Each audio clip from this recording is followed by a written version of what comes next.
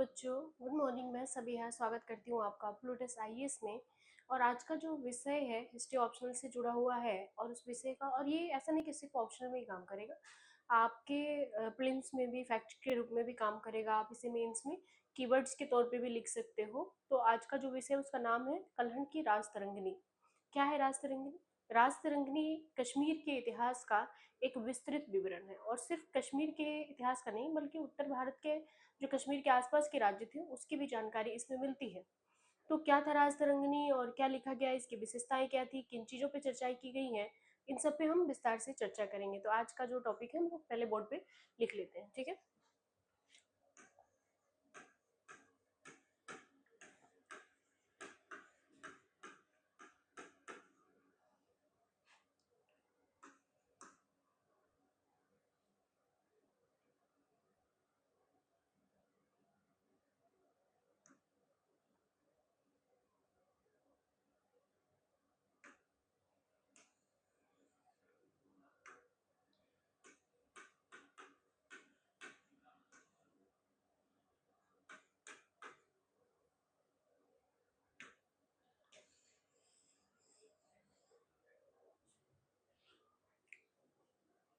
Hello बच्चों, मैं सभी स्वागत करती हूँ आपका प्लूटस आईएएस पे।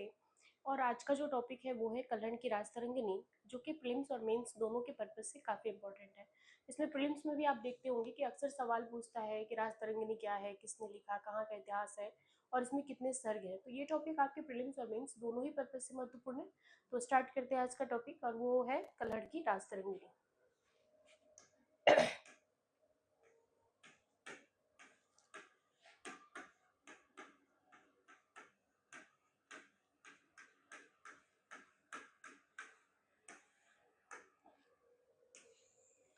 अब राज तरंगिणी को लिखा किसने है? तो बोला जाता है नाम में ही इसकी चीजें छुपी हुई है, कलहड़ की राज तरंगिणी। यानी इसके राइटर कौन है? कलहड़। लेकिन इसमें सिर्फ कलहड़ ही नहीं है, इसे 4 राजाओं ने मिलकर लिखा। अलग अलग टाइम पीरियड में अलग अलग राजाओं ने लिखा हुआ है इसको। तो इसको भी देखेंगे हम लोग। और टोटल इसमें क्या है? 8 सर्ग है। तो 8 सर्ग की अपनी अलग विशेषताएं हैं, तो इस पर भी चर्चा करेंगे। तो सबसे पहले जानते हैं ये क्या है। तो कश्मीर के इतिहास का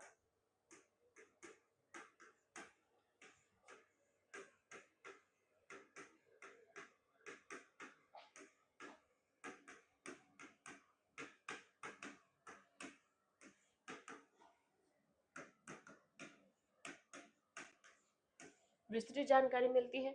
अगले अगर हम लोग पॉइंट की बात करें तो ये भारत का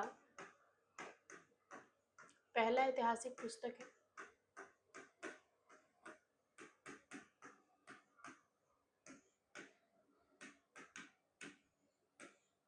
भारत का पहला ऐतिहासिक पुस्तक है। और पहले ऐतिहासिक पुस्तक की अगर हम बात करें तो कैसे इसको, जैसे उसके पहले के जो इतिहास आप देखोगे उसमें थोड़ी सी जो है तथ्य की पुष्टि की अभाव होते हैं, और इसको बाकायदे डेट वाइज लिखा गया है।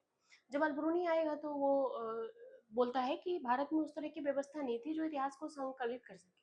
लेकिन जब कलहड़ की राज तरंगिणी को पढ़ा जाता है तो ये चीजें अलबरूनी की गलत साबित होती है। तो इसलिए इसे भारत का पहला ऐतिहासिक ग्रंथ यानी क्रमबद्ध तरीके से उसको सजाया गया है और लिखा गया है, इसलिए इसे भारत का पहला ऐतिहासिक ग्रंथ कहते हैं। अगला अगर हम लोग बात करें तो ये संस्कृत भाषा है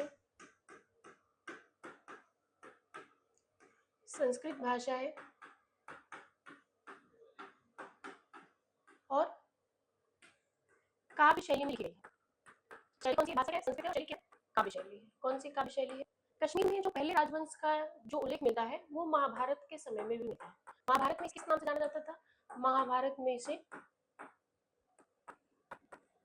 काशभैरव कहा जाता था। और यहाँ के जो शासक कौन थे? वो थे सहदेव, है ना। 5 पांडवों में से थे ना। 5 पांडव कौन कौन से थे? तो युधिष्ठिर, अर्जुन, भीम, नकुल और सहदेव। तो सहदेव जो थे वहां पे ये वाले क्षेत्र पे शासन किया था उन्होंने। और उस समय में उनके समय में क्या बोला जाता था? काश्यभेली उस समय में।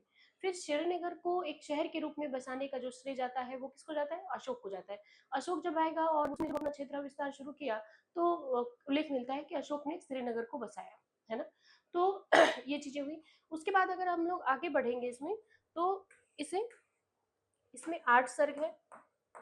इसमें 8 सर्ग है, सर्ग मतलब अध्याय, ठीक है, और 8000 श्लोक है, श्लोक है इसमें, ठीक है।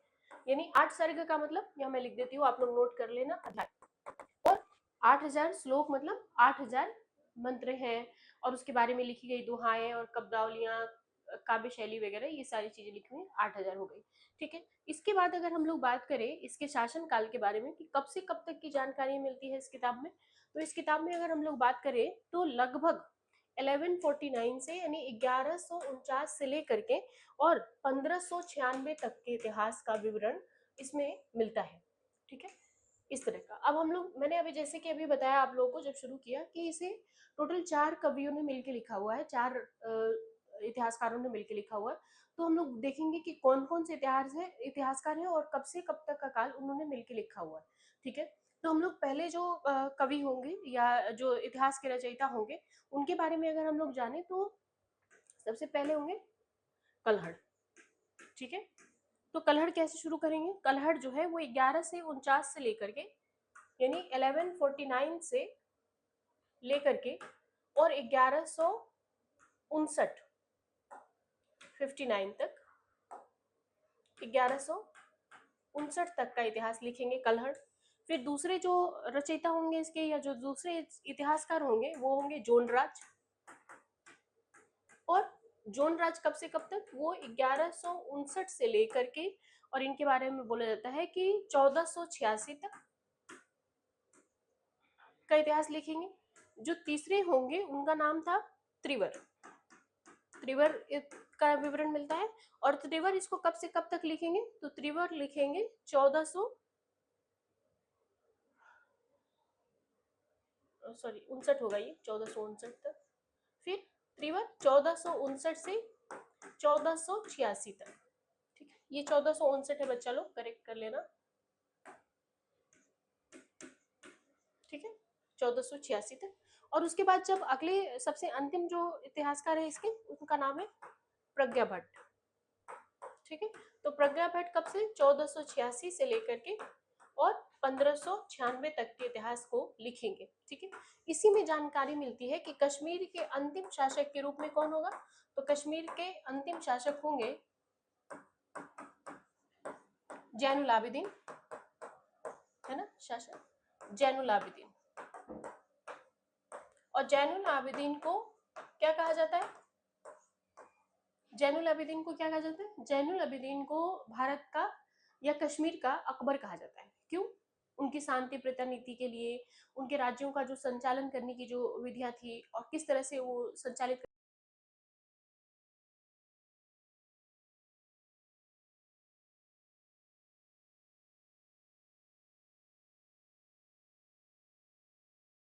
हिंदू मुस्लिम किसी तरह का कोई भेदभाव नहीं, क्योंकि अकबर क्या था, धर्मनिरपेक्ष शासक था।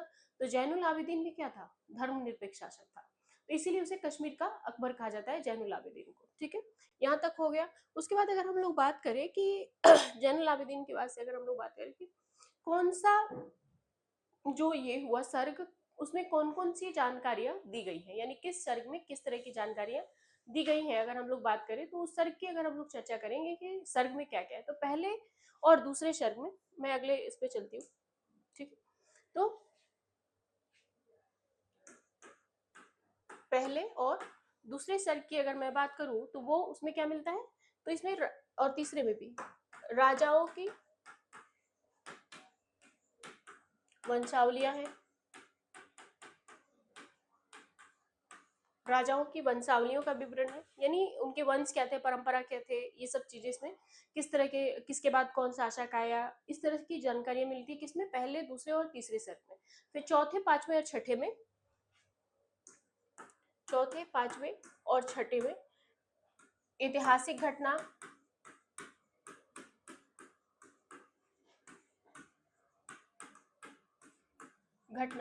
और प्रशासन कैसा था वहां का, इसकी जानकारी मिलती है। और उसके बाद जो है अगर हम लोग बात करें कि 7 और 8 में तो इसमें लोहार वंश की जानकारी मिलती है, इसकी लोहार वंश की। लोहार वंश के बारे में आप लोगों ने पढ़ा होगा, लोहार वंश की जानकारी मिलती है। और जो ये वाला जो आप देख रहे हो ना, पांचवा, उसमें दो महत्वपूर्ण राजवंश का विवरण मिलता है। एक तो पहला हो जाएगा कौन सा, पहला हो जाएगा कारकोट वंश, है ना। और दूसरा जो हो जाएगा उसे बोलते हैं सेकंड नंबर पे उत्पल वंश। कौन सा, उत्पल वंश, है ना।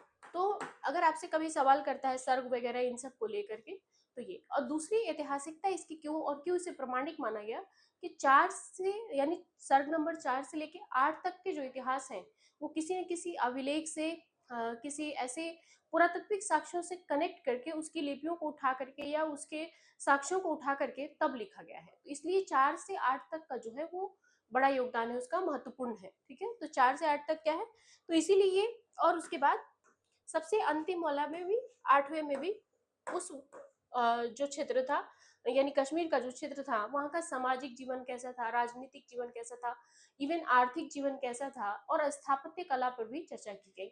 आठवां का जो अंतिम अध्याय है, आठवां को 12 अध्यायों में डिवीजन किया गया, और इसका जो अंतिम अध्याय है उसी में स्थापत्य कला का विवरण मिलता है। किसका मिलता है, स्थापत्य कला का विवरण मिलता है। तो आप देखे होंगे कि हमने इतने सारे कीवर्ड्स आपको लिखा दिए।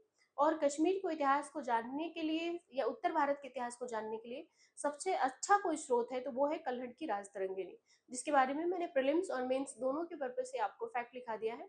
और इसी के साथ ही मैं आज का सेशन समाप्त करती हूँ। कल फिर मिलूंगी कुछ नई सुर्खियों के साथ। तब तक आप अपना ख्याल रखें, खुश रहें और पढ़ाई करते रहें। Thank you class, thank you बच्चा।